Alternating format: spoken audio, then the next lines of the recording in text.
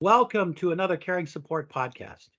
This week we have a true superstar in healthcare on, and really looking forward to chatting with Miri today. She is an incredible woman, and she started a whole new business on her own, and even celebrated a recent win with the client she got. So I think this is absolutely amazing. So maybe for the benefit of our audience, for those few that don't know you, maybe you could introduce yourself, Miri. That would be great. Thank you. For sure. Thank you so much for inviting me on the podcast. Very exciting. As you said, my name is Miri Hadas Koller.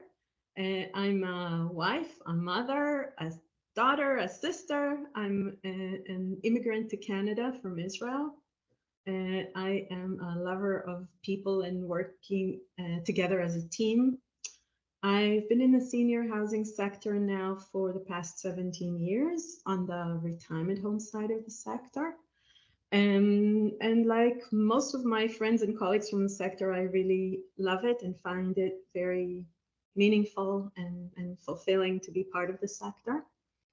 And when I joined the sector 17 years ago, it was as a part of a 2.5 people group that started Greenwood retirement communities.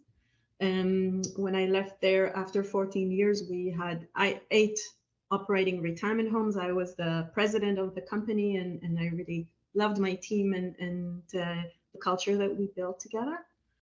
3 years ago, I became the CEO of Yihong Seniors Living. It was a subsidiary of the Yihong charity. Um, and we were tasked with creating a retirement home um, branded, uh, uh, sorry, Yihong branded retirement homes.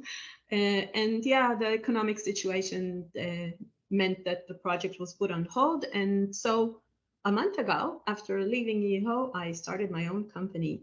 It's called ClearPath. And for the first time in my life, I am not an employee, I'm a business owner. Um, ClearPath is a management and consulting company, specifically in the retirement home sector. We help owners and developers plan and manage their retirement home operations. Just to explain what that means for a minute, there are a lot of people who want to come into the sector. They want to build a retirement home, either because they're a developer and they've always built houses and now they want to build a retirement home, or they're a part of a specific ethnic group or a specific immigrant country and they want to build a retirement home specific for their community, and they're not from the sector. And that's where we can step in and teach them and get them started so that they, you know, can go ahead and build their own retirement home. That's the vision for ClearPath. Well, that's pretty amazing. What a story. And we're looking forward to uncovering more for sure. But, Mary, you have a lovely demeanor. And, I know when you were part of EHONG is when I'd reached out at first to you and that. And so I'm really glad we're doing this because we would love to share not only the story and about who you are and what makes you amazing, but we also want to make sure our audience understands this is what you're doing now and why they should reach out to you. With all that extensive experience, you have a lot to offer and help people, especially if they're new to it or they're feeling overwhelmed. And so, yeah, so let's get started. Kelly's going to ask the questions. So you immigrated to Canada from Israel 17 years ago. And right now, we are seeing where a lot of people are doing that same thing right now. They're immigrating to Canada to come and work. A lot of healthcare workers looking to get back into the field. Can you tell us what that experience was like for you and maybe give some advice or tips for people in the process of immigrating to Canada? Yeah, sure. Immigration is hard. It is hard. And even for people like my husband and I, we were not escaping any hardship. We came here. I was 40, so I had a career behind me, education. We spoke English. We had some savings, and still, it's like being a teenager again. All of our job experience meant nothing here. All of our education meant nothing here. And we had to get a driver's license to pass a test, a driving test. It was totally, first time you go to the bank with your parents, we had to do that alone. So yeah, it was a whole new way of doing things. And when we wanted to rent our first condo, we didn't have any credit history. We didn't have any experience in renting. So it was hard to get somebody to rent us our first condo. Actually, my husband is a PhD in chemistry. So we actually wrote our name Dr. Avi Koller because that made, it gave us made us seem more legit. So yeah, it's really hard. And so I always tell people, if you're not a strong couple, if you're not good friends with your husband, don't do this together, because you really need the teamwork here. You really need someone to rely on. I couldn't have done this without the love and support of my husband. And in terms of tip, one thing that comes to my mind is in our first years, I would constantly listen to the CBC, because as someone who was new here, I was missing so much of the context. I knew nothing of the culture, nothing of the history. So having CBC in the background all the time meant that I learned so much about Canada, about the culture, the people, the slang. I learned tons from just listening to the radio, and it made me feel more at home. I knew what people were talking about. So I guess my 2 tips for coming here: get a good partner and listen to the radio. I love it. It's awesome. It's interesting, Mary, because in our community, my main business partner and I, we love to network, and I absolutely live for it. And one of the areas that I love to help is immigrants, and it's through our actions. So one of the things that we've been pushing hard for in our platform to build, and we've pretty well secured the funding for that, and it's going to launch this year, is an immigration channel. Because it's going to be all about how do we help with immigrants with their needs to find a consultant, immigrant settlement agency, what schooling, everything all in one place, bang, bang, bang, and then make it so much easier for them to get a job with a healthcare organization. So whether that's, long-term care, retirement, hospitals, hospice, home care, whatever. Yeah, it's exciting, but you're right. And I tell people one of the biggest challenges with a lot of immigrants is a lack of confidence. Everything's new. It's scary. Right. So yeah, no, thanks for sharing that. The 100%. radio, that's a good idea. I never thought of that. Yeah, Callie. and when you do your consulting, remember the day to day. I did not know what a winter jacket was. I'm from a country where the coldest it gets is 15. I needed somebody to go to Sears with me and show me, this is a winter jacket. This is what you're looking for. So yes, immigrants need way more than just the job and the professional. It's the everything. Yeah. Nothing. Yeah. It's funny in our world, when it gets to near 15 degrees, everyone's going, well, the patio weather's coming around. And you're like, probably to you, you're like, are you guys crazy? Yes. I know. I wore Exactly. flip-flops out to take my kids to the bus this morning, and I was just like, it's summer, we're going. So yeah, it's warm now. We're raring for summer. Yeah, 100%. Yeah. Did Go ahead. you always plan to work in seniors care when you immigrated to Canada, or is that something that you were like, maybe we're going to give this a shot? Yeah, so the answer is no. And hear that, how I said that in Canadian? Yeah, no. No. My experience when I came to Canada, in Israel, I was in real estate development. I worked in a real estate development company. So that was my background. And when I came here, I was hired into this Israeli family real estate investment company. We were 2.5 people, and the idea was to be investors, to buy real estate, shopping plazas, industrial building. But when I joined, like I said, I was the third person in the company. They already were invested in one retirement home, and they were a partner in a 30% partner in the second retirement home, but we were investors. We weren't involved in the day-to-day. But as we continued to look for investments in Canada, we really liked the retirement home sector. And the more we invested in the sector, we felt the need to actually manage our own. And that's when we went from being 2.5 people, just being landlords. We formed Greenwood. And yeah, I was the CEO. We hired the whole team under us, and that's how I found myself in the senior housing sector.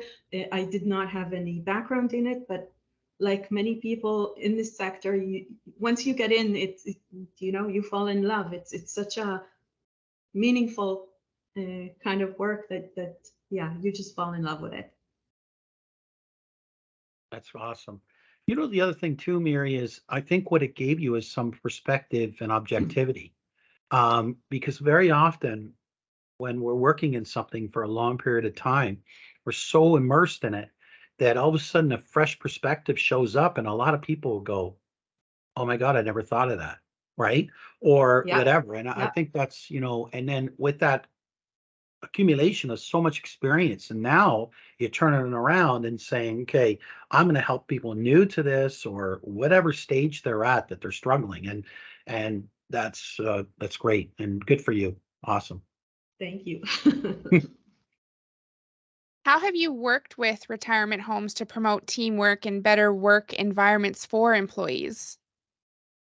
Well, teamwork comes natural to me. That's how I like to work. I love to work with people. I love to have conversations. I like going places together. I do not enjoy working alone. So for me, this was a given. And when you work in a retirement home, you have to work as a team. If you don't, things will break down. If one person in the team is not doing their jobs, others will need to pick up the slack. All the residents need to get their meals on time. All the suites need to be cleaned. All the systems need to work. You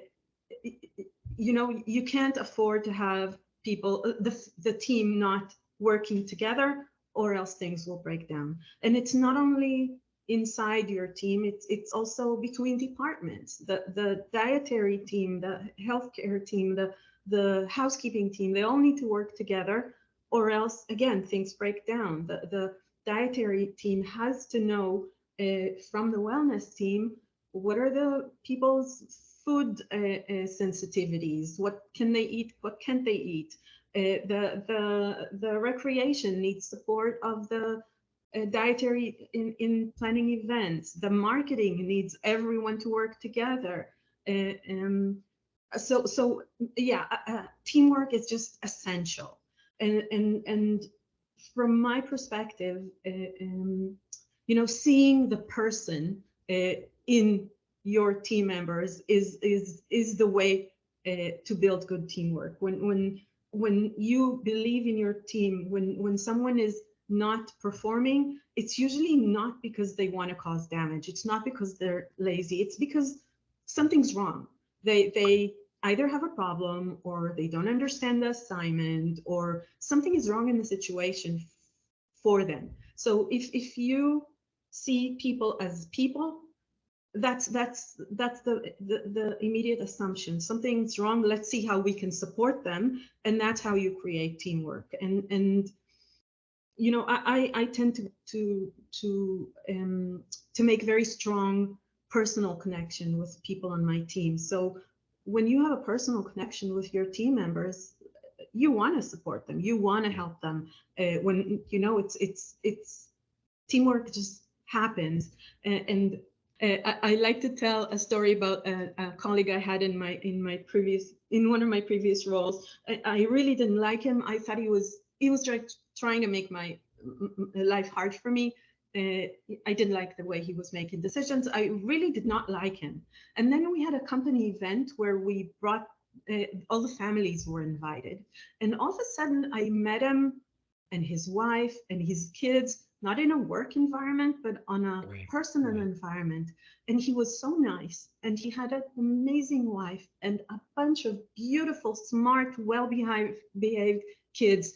And all of a sudden, it completely changed my outlook on him. I did stop looking at him as someone who's trying to cause me trouble. And he became someone who's trying to do his job the way he sees it. So I seriously think that personal, seeing people as people and not as employees, really helps teamwork. That was beautifully stated. Um, no, it really it is, Mary. Um, here's the thing, when we are working hard with healthcare organizations that carrying support, and a lot of times when we're unpacking their recruitment processes and everything, and a lot of times I'm asking some stuff that people go, you know what I like about you guys is you make us really think and you push us outside our comfort zone. Because not many people talk about emotional intelligence. Not many people talk about, like, how do you see these people, like, whatever, there's great people everywhere. The question is are they working in a way where the leadership really helps find the greatness in them, rather than Mhm. going looking to say, oh, this person's working out. Like, haven't you thought about sitting down and trying to understand where they're coming from and what problems they're encountering? I love what you just shared there. That's just so beautiful, because it reminds me a lot of, you probably know Simon Sinek's work, right? Yes. Yeah. Yeah, so I'm a big fan, and I swear I was listening to Simon Sinek say that, because that's the kind of stuff that he's talking about when it comes to how we should see people, and not just think about, oh, we're getting rid of this person that's not working out or whatever it might be. And you change the Mhm. environment, and then all of a sudden you're like, you see this person in a whole new light and realize that there's greatness here. So Yeah. good on you. And that's such a great message to share when you consult, to get people in HR, in leadership, and everything to start viewing things with a different perspective and different mindset. I love that. Yeah. Awesome. Good for you. Thank you. So, Yeah. teamwork is really only something that's possible when you have good leadership. And being a Yeah. manager or a boss versus a leader are two totally different things that affect workplace across the world. It doesn't matter if you're in healthcare or if you're just, a marketing manager or whatever. If you are don't know the difference between a manager and a leader or a boss and a leader, it can make your job pretty difficult. So, why is it important to make that distinction between being a boss or a leader? And how can management teams at retirement homes ensure they're leading their teams instead of being that boss and creating those negative environments? Yes, that's an important topic to unpack. So, when you say manager, I'm thinking someone who tells you what to do, how to do it, when to do it, leaving you no room for creativity, for taking initiative. When I say leader, I'm thinking someone who points the direction we want to go and then convinces people to work together and follow them there. I feel like that's the real distinction between the two. And when I worked with leaders who were like that, who were giving us freedom, I thrived, I developed, I was happy. So I'm a firm believer in the golden rules. You do unto others as you want them to do unto you. So be the kind of boss you want to have. If this is the environment you thrive in, that's the environment your team will thrive in. So 100%, it's being the boss you want to have, and that's also a Simon Sinek thing. Um, uh, and listen, today we're in an era where there's way more job openings and than people looking for employment. So it's harder to hire. And if Yeah. you want to hire good people and you want to keep them, you got to earn their trust. You want them to follow you, you want them to stay with you. So we're past managers and we're into the leaders era. And in terms of how to go about doing that, my approach was always that how I worked with my team and how I encourage them to do this with their team is, I surrounded myself with people who had experience, who knew what they were doing, and I just saw my job not as telling them what to do, but rather to be someone who helps, supports, removes obstacles. And when I hired people into my team, that's what I told them. My head office team, I would tell them, we are not the bosses. We are here to serve. We are a resource. And I modeled this behavior, and I think it became the company culture. And I sincerely believe that it's true in every department. The cooks don't need a boss to tell them how to cook. They know how to cook. They have the technical abilities. They need someone to ensure that they have the right tools in order to make the food. They need somebody to help them identify when things are not working and work with them to find a solution. And again, the nursing team, they know way better what's going on in the retirement home than the head office team. They know where the problems are. They sometimes even know how to fix them. And all you have to do is talk to them, work with them. And some people say, well, they don't see the big picture. Well, talk to them about the big picture, bring them in, tell them, here's what we're concerned about. How does that play into your thought? So I'm all in favor of leading, of bringing people in on making this a team sport.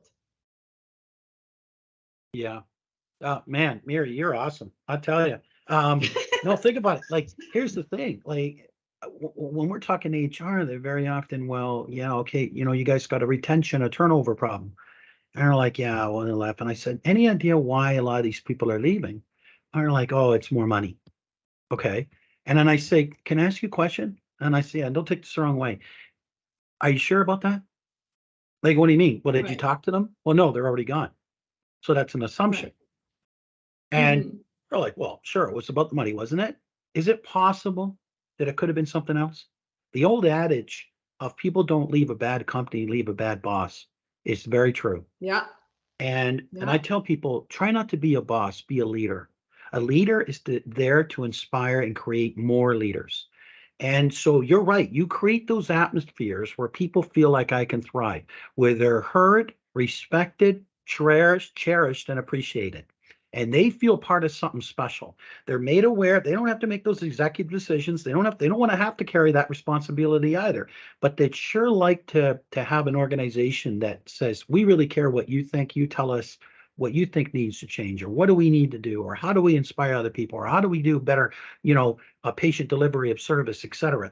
And they'll tell you, and then they'll feel Yeah. like, oh my God, I helped build this new solution. So it's the Yeah. teamwork in action. And yeah, that's what we do with Caring Support. Everybody on this team, we don't care if they're an owner or employee, everybody contributes, and everybody can, and please tell us exactly what you think, not yes, sir, no, sir crap. We don't do that. Yeah. Because it's very Yeah. important. The only way we're going to get better is if we're willing to listen and then change. That's the only way we'll get better, right? Yeah. Yeah. Yeah. Absolutely. Anyway, You sure. kind of touched on this a little bit already, but did you have any other advice that you would offer to people in teams that want to be great leaders and change the workplaces that they have? I never get tired of telling stories about my old best boss ever in Israel. And what was amazing about him is that he gave us a lot of room and a lot of freedom to do our job. And this was a completely new experience for me.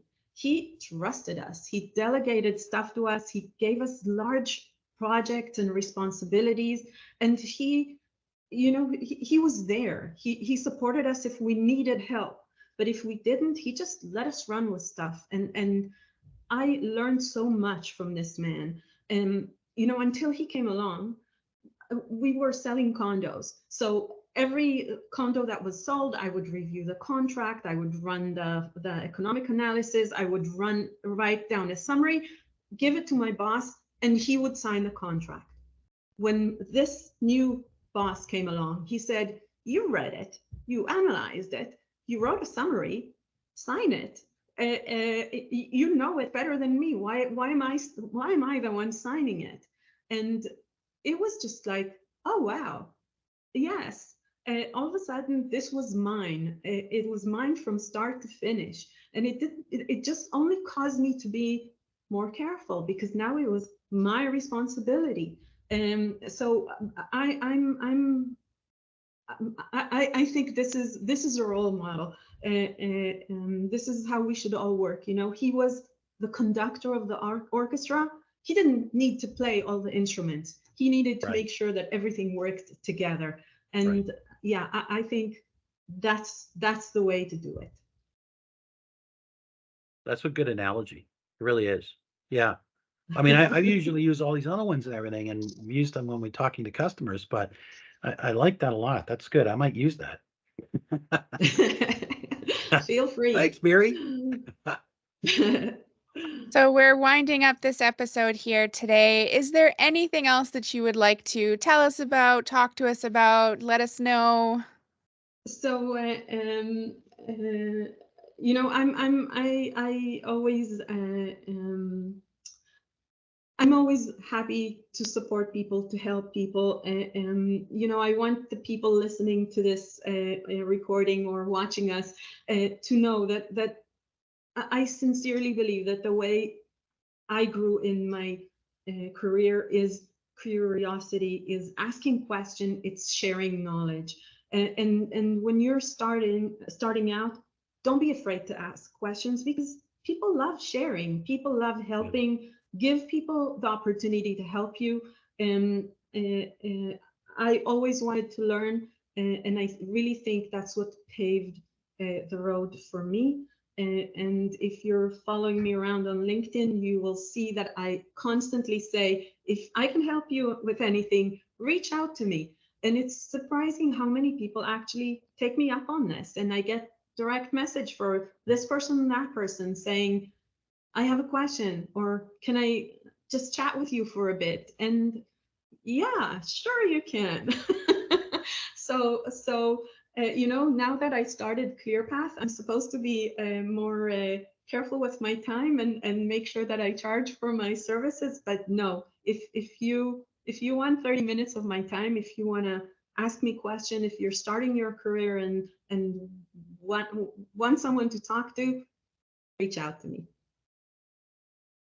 From caring support's point of view, it's been really great having you on our podcast. Really appreciate you sharing this with us, because this is very, very important. Yeah, thank you so much for all of your kind words, and thank you for this opportunity. This was fun.